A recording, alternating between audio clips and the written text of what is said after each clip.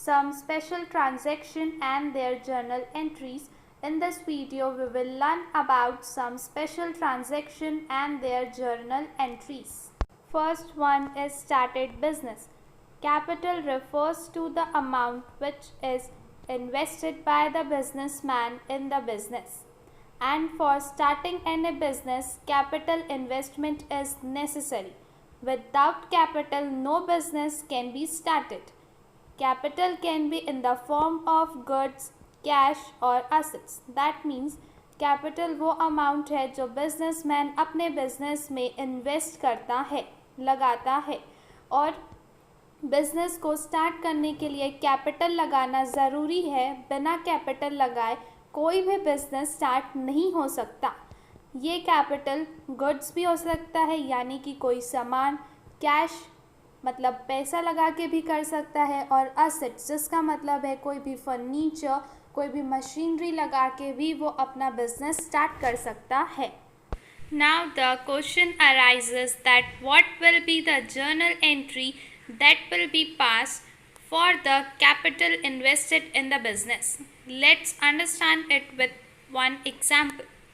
Business started with cash or business commenced with cash. The journal entry will be cash account debit to capital account and narration being business started with cash.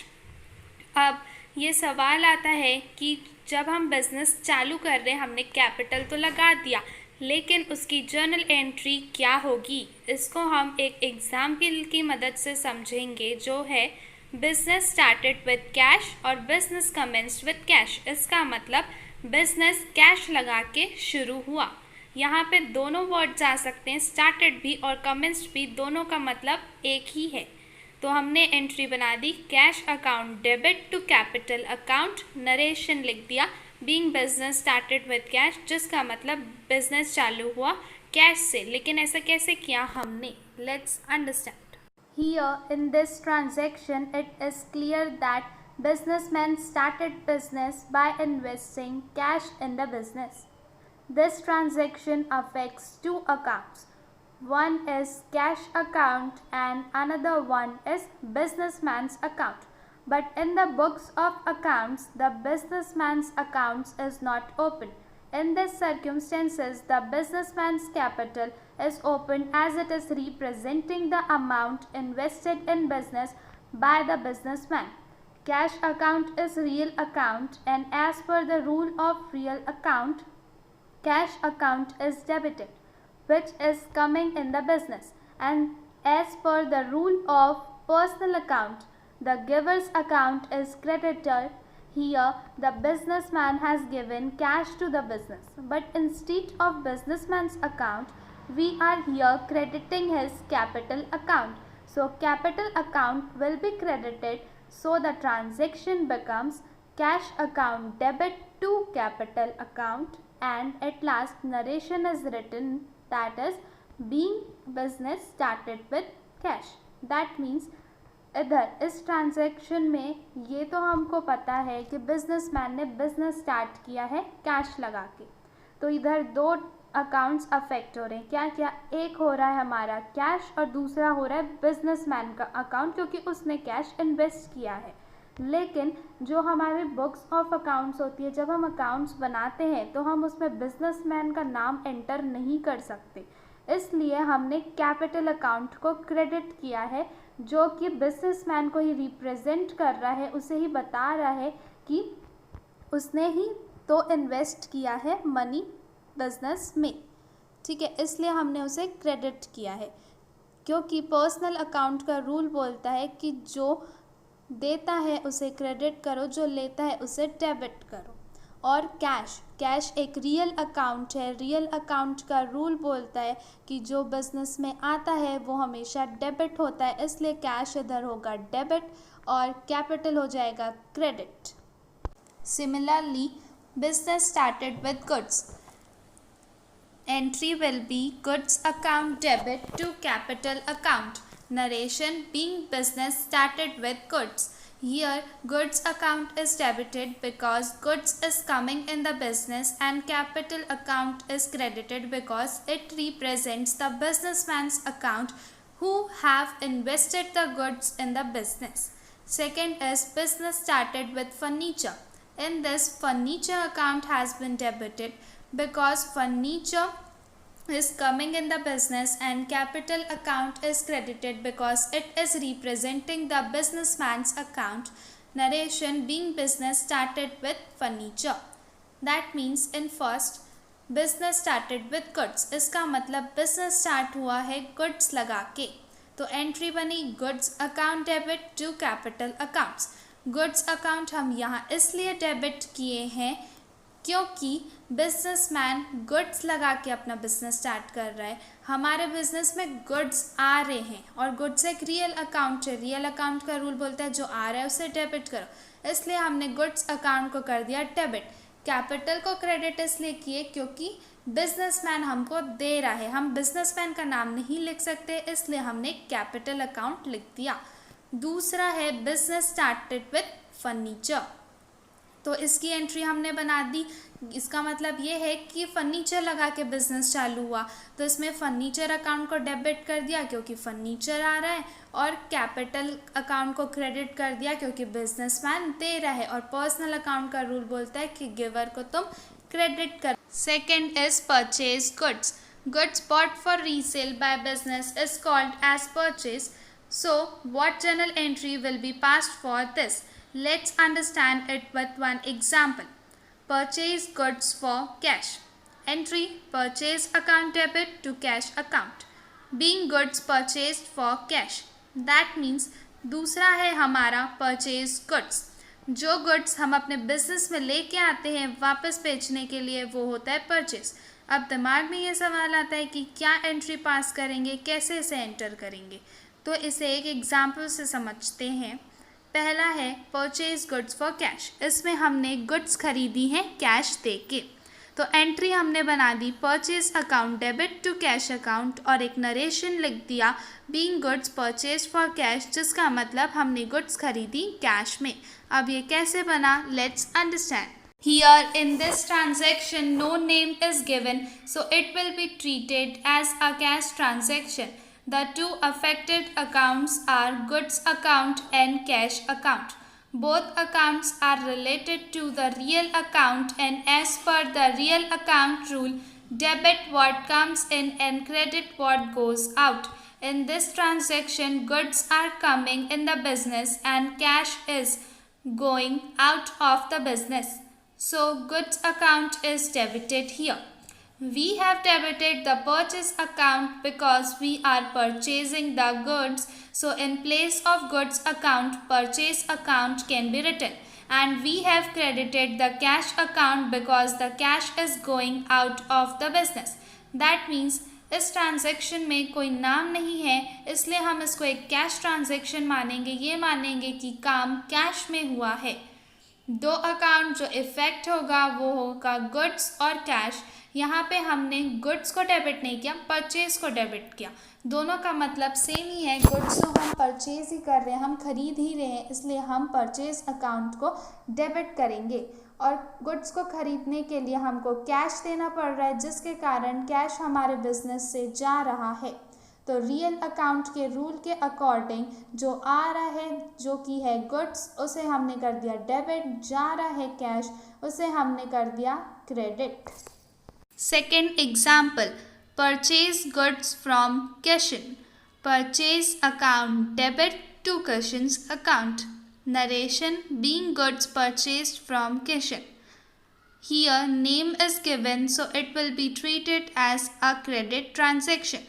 Here goods account is debited, but in place of goods account we have written purchase account. Why it has been written purchase account I have explained. And Kishan is credited because he is giver, and according to the rule of personal account the giver is credited. That means दूसरा example है हमारा purchase goods from Kishan. यहाँ पे हमको ये नहीं बोला कि काम जो है वो कैश में ही हुआ है, इसलिए हम ये मानेंगे कि हमारा काम क्रेडिट में हुआ है. तो एंट्री बना देंगे purchase account debit to Kishan account. यहाँ पे हमने परचेज अकाउंट को डेबिट किया, जिसका मतलब हमने गुड्स अकाउंट को डेबिट किया।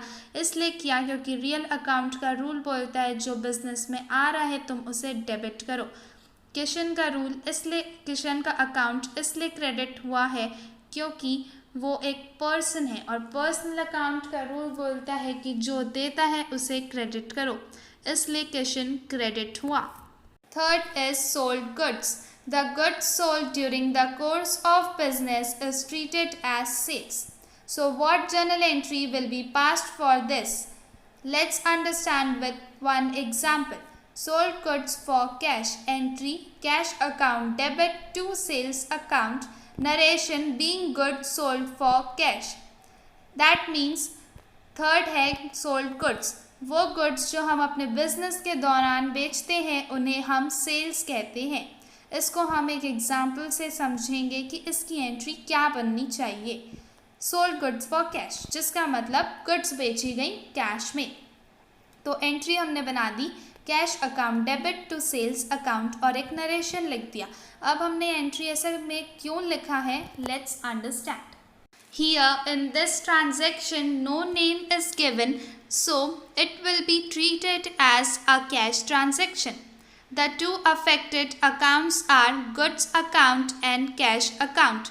Both accounts are related to the real account, and as per the real account rule, debit what comes in and credit what goes out. In this transaction, goods are going out of the business and cash is coming in the business. So goods account is credited. Here we have credited the sales account because we are selling the goods. So in place of goods account, sales account can be written. And we have debited the cash account because the cash is coming in the business.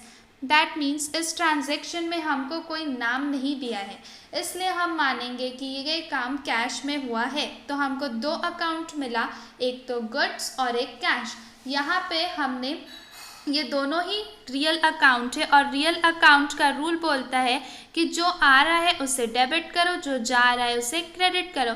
ठीक है, cash आ रहा है हमने उसे debit कर दिया, लेकिन जो जा रहा है उसमें हमने गुड्स अकाउंट की जगह सेल्स अकाउंट को क्रेडिट कर दिया। इसलिए किया क्योंकि हम जो गुड्स बेच रहे हैं उसे हम सेल्स अकाउंट भी लिख सकते हैं। तो यहाँ दो चीज़ आएगा, cash account debit to sales account. Second example is sold goods to Kishan. Entry Kishan debit to sales account, being goods sold to Kishan. Here name is given, so it will be treated as a credit transaction. Here goods account is credited, but in place of goods account we have written sales account, and Kishan is debited because he is a receiver, and according to the rule of personal account the receiver is always debited. That means दूसरा example है हमारा sold goods to Kishan. Kishan को goods बेची गई, यहाँ पे नाम दिया है और ये नहीं बताया कि काम कैश में हुआ, तो हम इसे एक क्रेडिट ट्रांजैक्शन मान लेंगे। एंट्री हमने बना दी Kishan debit to sales account. Kishan इसलिए डेबिट हुआ क्योंकि उसको गुड्स मिल रही है, और सेल्स को हमने क्रेडिट किया। एक्चुअली में हमने गुड्स को ही क्रेडिट किया है क्योंकि वो जा रहे हैं, और रियल अकाउंट का रूल बोलता है जो बिजनेस से जा रहा है उसे तुम क्रेडिट कर दो। लेकिन गुड्स कैसे जा रहे हैं, सेल्स के दौरान जा रहे हैं, इसलिए हमने वहाँ सेल्स को क्रेडिट कर दिया। तो दो अकाउंट बने, एक किशन जो डेबिट हुआ, दूसरा सेल्स जो क्रेडिट हुआ। Fourth one is drawings. When the goods or cash are taken away by the businessman from his business for his personal use, then it is treated as drawings. Now the question arises, what will be the journal entries passed for this? Let's understand with one example. Withdrew goods of rupees 700 for personal use. Entry drawings account debit to goods account. Being goods withdrawn for personal use. That means fourth है हमारा drawings. जब businessman अपने business से goods या cash, सामान या पैसा निकाल लेता है अपने खुद के यूज़ के लिए, तब हम उसे ड्राइंग्स बोलते हैं। अब क्वेश्चन आता है कि हम क्या एंट्री बनाएंगे, कैसे एंटर करेंगे। तो इसको हम एक एग्जाम्पल की मदद से समझेंगे। एग्जाम्पल है withdrew goods of ₹700 for personal use. Withdrew का मतलब निकालना। जो बिजनेसमैन है वो अपने बिजनेस से 700 के गुड्स निकाल लिया, किस लिए? अपने पर्सनल यूज़ के लिए। तो ये एक ड्राइंग्स अकाउंट हो गया। हमने एंट्री बना दी drawings account debit to goods account, narration लिख दिया being goods withdrawn for personal use. ऐसे कैसे किया हमने? Let's understand. Here in this transaction we have debited the drawings account because it is representing the businessman's account, and the purchase account or the goods account is credited because the goods are going out of the business, and according to the rule of real account what goes out from business is credited. So the goods account will be credited, and we can in place of goods account can write purchase account because the goods that we have purchased in the business that are only going out of the business, not the sold goods are going. So we can write purchase account in place of goods account. So the transaction becomes drawings account debit to goods account. That means इस transaction में हमने drawings account को debit कर दिया। इसलिए debit कर दिया क्योंकि हम बिजनेसमैन का अकाउंट अपने बुक्स ऑफ अकाउंट्स में नहीं लिख सकते। तो ड्राइंग बिजनेसमैन को ही रिप्रेजेंट कर रहा है कि बिजनेसमैन यहाँ पे उसको गुड्स मिल रही हैं, तो पर्सनल अकाउंट के अकॉर्डिंग बिजनेसमैन को होना चाहिए डेबिट। इसलिए हमने ड्राइंग्स अकाउंट को डेबिट कर दिया जो कि उस बिजनेसमैन को ही रिप्रेजेंट कर रहा है, और हमने क्रेडिट कर दिया गुड्स अकाउंट को। एक्चुअली में हम परचेज अकाउंट को क्रेडिट करेंगे क्योंकि हमारी परचेज की हुई गुड्स ही जा रही है, हमारी खरीदी हुई गुड्स ही जा रही है। जो वो खरीदा था बेचने के लिए उसे ही वो निकाल ले रहा है, इसलिए हम परचेज अकाउंट को क्रेडिट करेंगे। तो हमारी एंट्री क्या बनी? Drawings account debit to purchase account, और लास्ट में हम एक नरेशन लिख देंगे। Second example, ₹500 withdrawn for personal use. Here we are withdrawing the cash. Okay, entry is drawings account debit to cash account. Narration, being cash withdrawn for personal use. Here drawings account is debited and cash account is credited because according to the rule of real account what comes out from the business is credited, and here cash is going out of business so it will be credited. तो दूसरा example है हमारा ₹500 withdrawn for personal use, जिसका मतलब 500 का cash businessman ने अपने business से निकाला है। तो हमने एंट्री बना दी drawings account debit to cash account. Drawings account को हमने क्यों डेबिट किया ये मैंने एक्सप्लेन कर दिया है। और कैश अकाउंट को क्रेडिट इसलिए किया क्योंकि अब बिजनेसमैन ने कैश निकाल दिया, तो हमारे बिजनेस से कैश जा रहा है। रियल अकाउंट का रूल बोलता है जो तुम्हारे बिजनेस से जाता है उसे तुम क्रेडिट करो, इसलिए हमने कैश अकाउंट को कर दिया क्रेडिट। तो हमारा ट्रांजैक्शन बन गया, एंट्री बन गई drawings account debit to cash account. Fifth is loss by theft और fire. Sometimes the goods may be lost by theft or may be damaged by fire in the business. In both the circumstances, it is treated as a loss. So it is debited in the books of accounts and deducted from the purchase as it makes some deduction in the total purchase of business. Entry, loss by fire or the theft account debit to purchase account, being goods lost by fire और theft. That means fifth है हमारा lost by theft और fire. Business में कभी कभी ऐसा होता है कि गुड्स या तो कोई चोर चुरा ले जाता है या गुड्स जल जाती है, दोनों में ही हमारा लॉस होता है। और नॉमिनल अकाउंट के अकॉर्डिंग जो लॉस होता है वो हमेशा डेबिट होता है, इसलिए हम इधर लॉस बाय फायर और थेफ्ट अकाउंट को डेबिट करेंगे और परचेज अकाउंट को करेंगे क्रेडिट, क्योंकि जो हमारी गुड्स है, गुड्स अकाउंट का रूल बोलता है, मतलब रियल अकाउंट का रूल बोलता है जो जा रहा है उसे क्रेडिट करो। तो हमारी खरीदी हुई गुड्स ही जा रही है और उसके कारण हमारा परचेज भी कम हो जाएगा, इसलिए हमने परचेज अकाउंट को कर दिया क्रेडिट और फिर ट्रांजैक्शन लिख दिया। इसको और अच्छे से हम एक एग्जाम्पल की मदद से समझेंगे। Here the example is goods of rupees 200 destroyed by fire. Here we have debited loss by fire account because according to the rule of nominal account all the losses are debited and our goods have been destroyed by fire. It means we are facing the loss and purchase account has been credited. It has been credited because goods are going out of business. We have lost that goods and narration is written being goods destroyed by fire.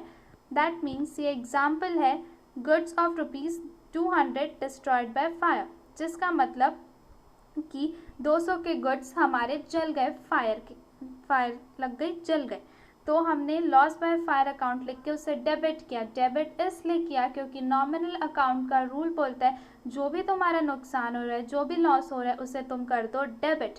और purchase account को credit इसलिए किया क्योंकि जो goods हमने खरीदी है वही जल गई, इसलिए परचेज होगा कम तो परचेज अकाउंट को कर देंगे क्रेडिट. तो हमारी एंट्री बन गई loss by fire account debit to purchase account. अगर यहाँ पे लिखा होता कि goods of rupees 200 was stolen, तो अब चोरी हो गई तो भी लॉस हो गया, तो इस केस में भी परचेज अकाउंट तो क्रेडिट हो गई, लेकिन डेबिट में हम लिख देंगे लॉस बाय थेफ्ट क्योंकि अब चोरी हुई है. Purchase returns account. When the purchased goods are returned to the seller due to any reason, it is said to be purchase returns and they are entered in purchase return account. It is also known as written outward. Entry: creditor account debit to purchase returns account. Being goods returned to creditor. That means जब हम goods को वापस भेज देते हैं seller को, जिससे हमने खरीदी है उसको हम वापस दे देते हैं. कभी कभी ऐसा होता है कि वो हमको गंदी गुड्स दे देते हैं, हम तुरंत नहीं देख पाते, बाद में देखते हैं तो हम उसे वापस कर देते हैं. तो जो वापस हम कर रहे हैं उसे हम बोलेंगे परचेज रिटर्न और इसे रिटर्न आउटवर्ड भी बोलते हैं. इसकी एंट्री हम बनाएंगे creditor account debit to purchase return account. Creditor को हमने डेबिट इसलिए किया है क्योंकि पर्सनल अकाउंट का रूल बोलता है जब भी कोई चीज़ रिसीव करेगा वो डेबिट होगा. तो हमने पहले उसे खरीदा तो वो हमारा क्रेडिटर बन गया, अब हम उसे दे रहे हैं, वो रिसीव कर रहा है, तो वही क्रेडिटर को हम डेबिट कर देंगे. और परचेज रिटर्न हमेशा क्रेडिट होता है क्योंकि हमने गुड्स खरीदी, अब हम उसे वापस करने जा रहे हैं, तो वापस करने जा रहे हैं इसलिए परचेज रिटर्न हो गया क्रेडिट. फिर नरेशन लिख देंगे being goods return to creditor. Let's understand it with one example. Example goods of rupees 200 return to Mohan. Entry Mohan debit to purchase returns account. Being goods return to Mohan. Here we have debited Mohan because he is receiving the goods and according to the rule of personal account, the person who is receiving is always debited and purchase returns is credited because we are returning the purchased goods. And narration being goods returned to Mohan. That means example है goods 200 की हमने मोहन को return कर दी, तो हमने मोहन को कर दिया डेबिट क्योंकि पर्सनल अकाउंट का रूल बोलता है जब भी कोई चीज़ कोई रिसीव करेगा तो उसका अकाउंट हो जाएगा डेबिट. और परचेज रिटर्न को क्रेडिट कर दिया क्योंकि हम अपनी परचेज की हुई गुड्स को रिटर्न कर रहे हैं किसी कारण से. और नरेशन लिख देंगे being goods return to Mohan, जिसका मतलब हमने गुड्स रिटर्न कर दी मोहन को. 7th is sales return account. When the goods are returned by the customer due to any reason, it is said to be sales returns and they are entered in sales return account. It is also known as return inwards account. Entry: sales return account debit to customer. Being goods written by the customer. That means जब हमारा customer हमको goods return कर देता है किसी भी कारण से तो उसे सेल्स रिटर्न बोलते हैं. और सेल्स रिटर्न के जितने भी ट्रांजैक्शन होते हैं सब सेल्स रिटर्न अकाउंट में एंटर होंगे और इसको रिटर्न इनवर्ड्स भी बोलेंगे. एंट्री बनेगी sales return account debit to customer.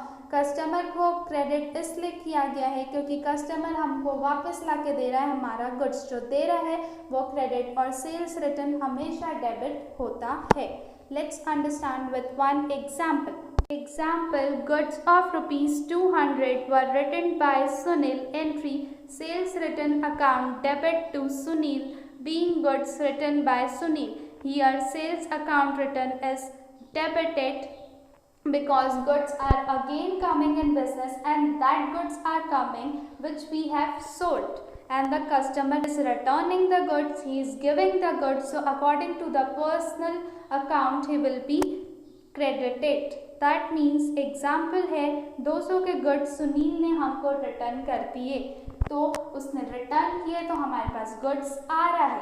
तो कौन सा गुड्स आ रहा है? जो हमने बेच दिया था वो वही गुड्स ला के दे रहा है, इसलिए हम उसको परचेज ना लिख के और उसको हम सेल्स रिटर्न अकाउंट लिखेंगे और सुनील के अकाउंट को क्रेडिट कर देंगे, क्योंकि पर्सनल अकाउंट का रूल बोलता है जो लाता है जो देता है उसे तुम क्रेडिट करो, और नरेशन लिख देंगे being goods return by Sunil, कि सुनील ने गुड्स रिटर्न किए हैं।